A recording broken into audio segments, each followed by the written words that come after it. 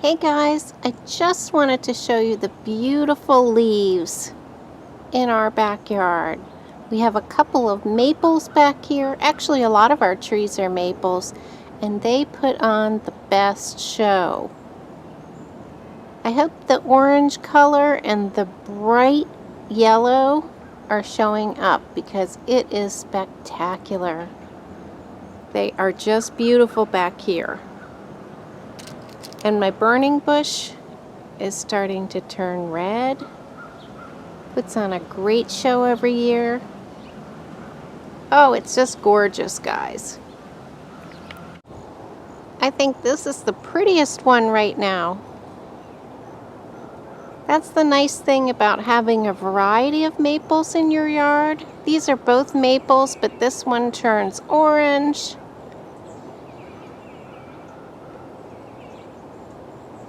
And this one turns yellow. Wow, just gorgeous.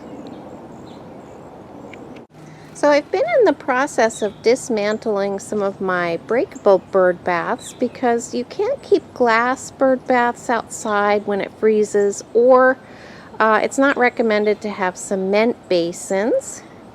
So I have put out a couple of shallow pans. Actually, this has been out all year. I keep a wok out here, and it's one of the birds' favorite bird baths. I have a large stone in the middle so nobody drowns.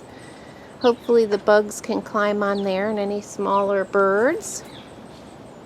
But they like the handle, and hopefully these aren't going to be distorted or crack out in the cold weather. So I have a little watering station over here that I'm going to try to keep going for the birds and the bees. And I have a great pan down here. This is a nice shallow pan.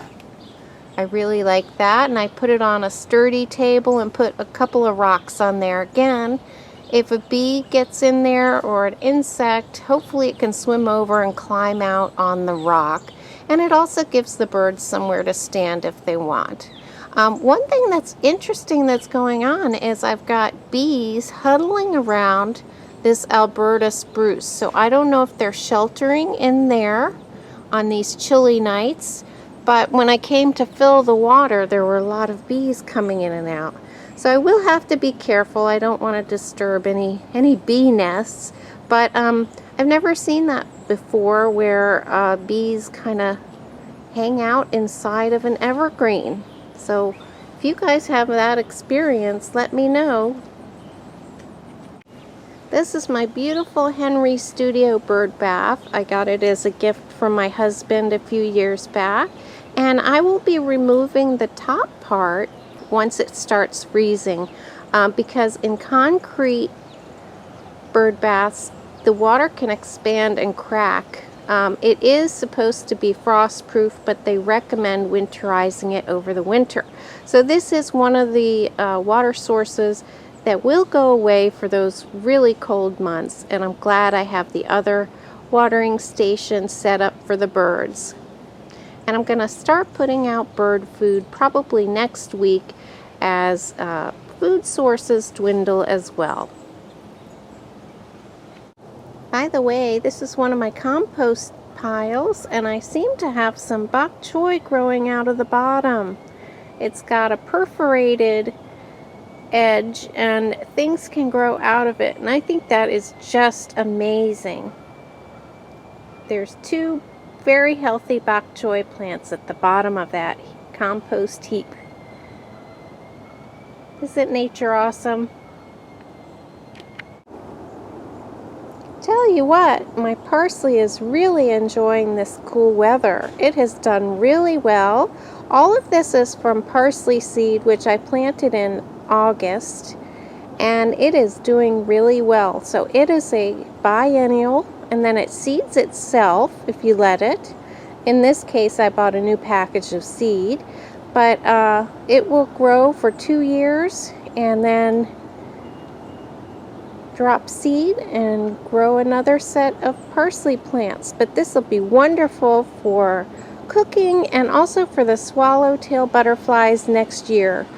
Their caterpillars love to eat this, so hopefully I am growing myself some butterflies. The rustic garden bed's looking neat as a pin. I have to say I'm really pleased with that. That's been a lot of work to get that cleaned out, and I mulched it and I planted my bulbs as you saw in my last video. So I'm really pleased with how it's looking, and I think maybe I'll keep lower growing things in this bed. I really love how it looks like this. So I'll have to remember that for next year. I'll be lifting the elephant ear bulbs next week. You're supposed to let them feel a hard frost first and let the foliage die back. And then after that first frost, you pull the bulbs out, rinse them off, and let them dry and store them over the winter. I'm going to bring mine in this year. Last year I tried to store them in a colder shed, all wrapped up, and they didn't do so well. So this year I'm actually going to bring them inside and try that.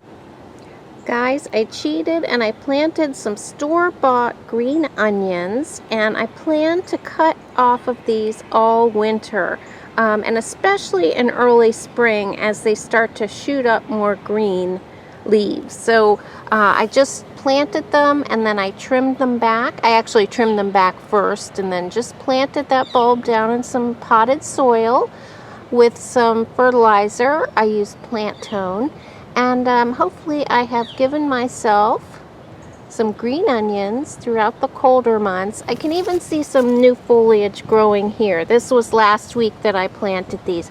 So it's a little bit of a grocery store cheat, as I didn't grow these onions myself, but I planted them and will be cutting off them through the cold season. Another grocery store cheat is over here, and these are Leeks. Did the same thing with Leeks, although I didn't cut them back. Maybe I should. But some of the leaves have sort of died back here. And hopefully out of the center I'll get some fresh leek leaves growing, and I can use them in soups and things. And these are parsnips growing in a pot, so I have no idea how they'll do. I have tried to keep them fertilized. These were seed planted in the spring. And we'll see if I have any parsnips for Thanksgiving dinner. That's usually when I come out and look to see if they've grown. So I have a little kind of mixed garden here with some edibles. And here's a little update on my Sedum plant. So hopefully that's gonna throw its roots down in that pot and look really lovely next year.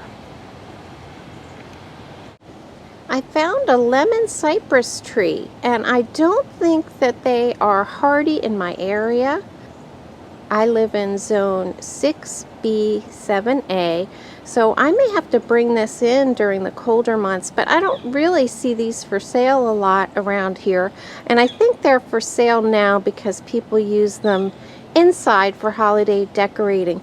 But I'm thrilled to have it, and I hope that I can keep it alive till next spring, when I'll have it outside all the time. And I have started to group my plants, thinking it's better for them to be grouped, and it provides more shelter, especially for the smaller ones. So I'm hoping my little tabletop forest will be okay down here, grouped together with some of my larger pots. We'll see how that goes. I've never done so much container gardening before, so this is a bit of a learning curve for me. And the topiary I made out of the large Alberta spruce is doing just fine. Looking okay. Hopefully next spring it's going to have a lot of nice growth filling in at the top there. These topiaries are looking really nice. I think it's going to be nice to have evergreen topiaries around when the flowers aren't out in the winter. The best fall show is out front. I've got our cherry trees turning and lots of trees over here, and we have a gorgeous red Japanese maple and the cherry tree over here. So we've got all the golds and burgundies And my neighbor's miscanthus is looking really pretty with all that white plumage. Just gorgeous. But I'll finish here, and I hope you guys are enjoying your fall garden. Pretty soon the leaf blowers are going to kick up, and it'll be pretty noisy around here. There's always several going at once. But thanks for watching, and I'll see you next time.